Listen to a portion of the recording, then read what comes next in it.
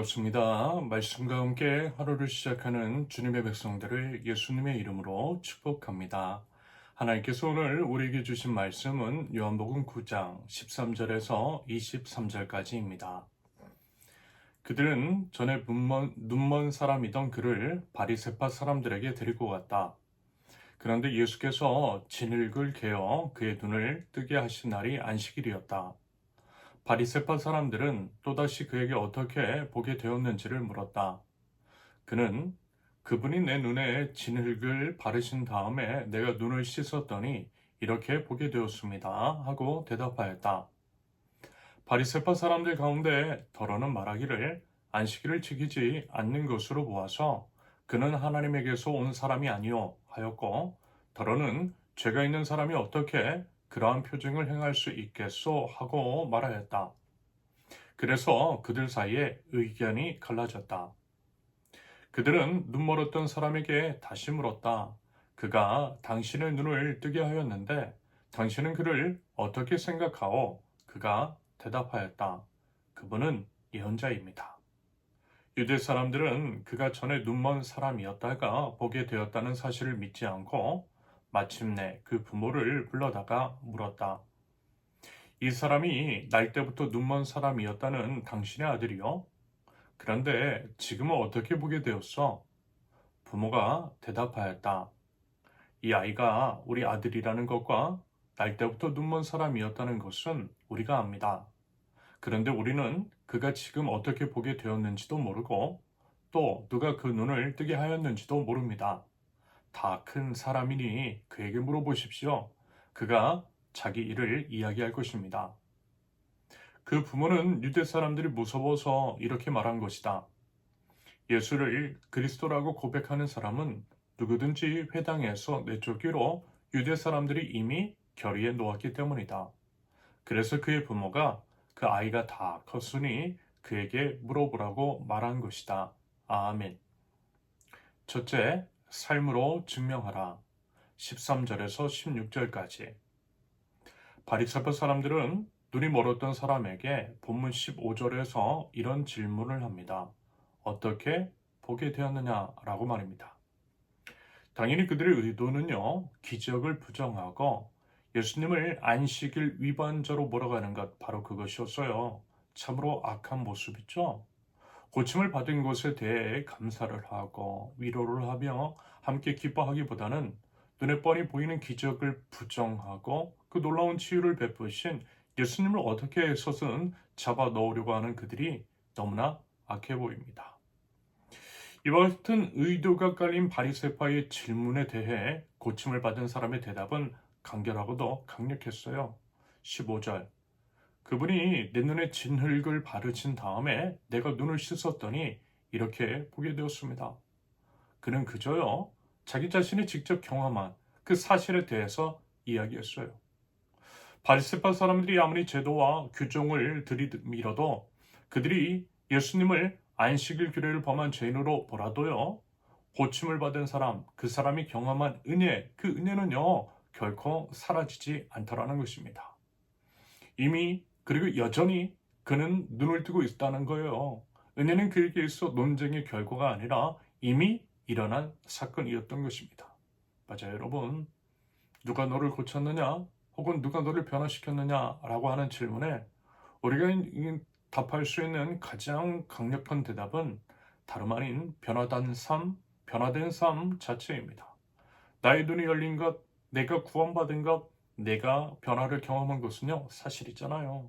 그것은 누구도 부정할 수 없어요. 그 얘기하면 되는 거예요. 부디 우리의 삶 자체가 바로 하나님의 은혜를 증가하는 강력한 도구라는 것들을 기억하고요. 우리의 삶으로서, 변화된 삶으로서 우리 주님을 힘써 증가하는 증인들이 될 수 있기를 바랍니다. 한편 16절에서 바리새파 사람들의 의견이 서로 나뉘고 있습니다. 안식일을 지키지 않으니 하나님께로부터 온 자가 아니다 라고 하는 자들과 죄가 있는 사람이 어떻게 이런 표징을 행할 수 있겠느냐라고 하는 자들, 이렇게 이제 의견이 나뉘었어요. 이와 같은 그들의 분쟁은요, 역설적으로 기적의 실제성을 증명하는 것 같아요. 부정할 수 없는 사실이기 때문에 의견이 나뉘어진 것으로 해석이 가능합니다. 여러분, 우리가 받은 은혜의 복음을 세상 사람들이 의심하고 우리에게 이제 도전을 할 때, 우리를 공격할 때, 여러분 우리는요 복잡한 이론보다 먼저 이제 우리 삶에서 일어난 변화에 대해서 솔직히 증언하면 좋겠습니다. 그것이 이제 가장 설득력 있는 신앙의 언어일 것이고요. 그러기 위해서 무엇보다 말씀 앞에 순종으로 믿음을 보여드릴 줄 아는, 그래서 변화된 삶을 보여드릴 줄 아는 저와 여러분들이 있을 수 있기를 바랍니다. 둘째, 두려움을 이기고 진리를 선포하라. 18절에서 23절까지. 바리새파 사람들은 이제 고침을 받은 부모에게 물어봅니다. 19절, 이 사람이 날 때부터 눈먼 사람이었다는 당신의 아들이요. 그런데 지금은 어떻게 보게 되었어? 그런데요, 부모인데 대답이 조금은 아쉬워요. 미묘하기까지 합니다. 20절과 21절을 보세요.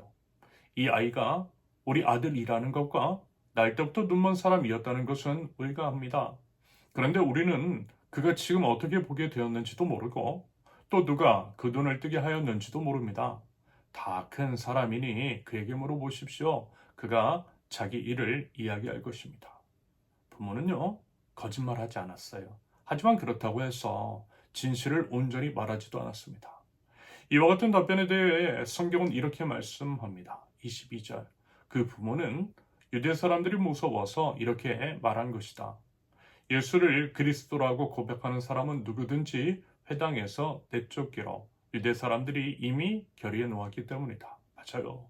두려웠기 때문입니다. 두려움은요, 이런 식으로 우리를 이렇게 만들더라는 거예요. 틀린 말은 하지 않으면서도 꼭 해야 할 말 역시 하지 않게 만들어요. 불의에 대해서 침묵하게 합니다. 출교는 당시 유대 사회에서 사회적 죽음을 의미했어요. 공동체에서 추방되고 상거래도 끊겼고요. 종교적인 권리도 박탈되는 무서운 징계였습니다. 그러므로 그들의 침묵은 어느 정도 이해할 수도 있을 것 같아요. 인간적인 측면에서 보면 그럴 수도 있어요. 하지만요, 여러분 그 침묵은요, 예수님을 부정한 것일 수 있습니다. 그게 안타까운 거죠. 하나님이 아니라 사람을 두려워하는 그 모습이 말입니다. 그렇다면 여러분, 우리는 과연 어떻습니까?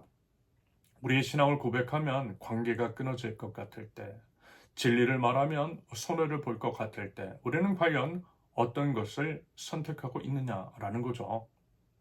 예수님에 대해서 진리와 정의를 말해야 할 자리에서 혹시 두려움을 가지고 침묵하고 있는 것은 아닌지, 부디어 두려움이 아니라 사랑으로, 믿음으로 증언할 용기를 구하며 담대하게 진리의 복음을 선포할 줄 아는 저와 여러분들이 있을 수 있기를 바랍니다. 셋째, 아는 만큼 고백하라. 17절. 본문 17절을 보면 바리새파 사람들이 고침을 받은 사람에게 다시 묻습니다. 17절. 그가 당신의 눈을 뜨게 하였는데 당신은 그를 어떻게 생각하오? 말하자면 이 질문은 고침을 받은 사람에게 예수님을 평가하도록 요구하고 있는 것입니다. 그랬을 때 그는 망설이지 않아요. 17절, 그분은 예언자입니다. 그분은 예언자입니다.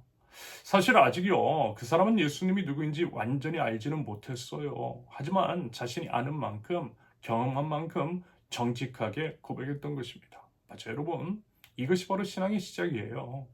모두를 알고 고백하는 것이 아니라 알고 있는 것을 솔직하게 고백하는 것. 바로 그것입니다. 그러면서 이제 그 이후에 내용을 이제 살펴보시면요.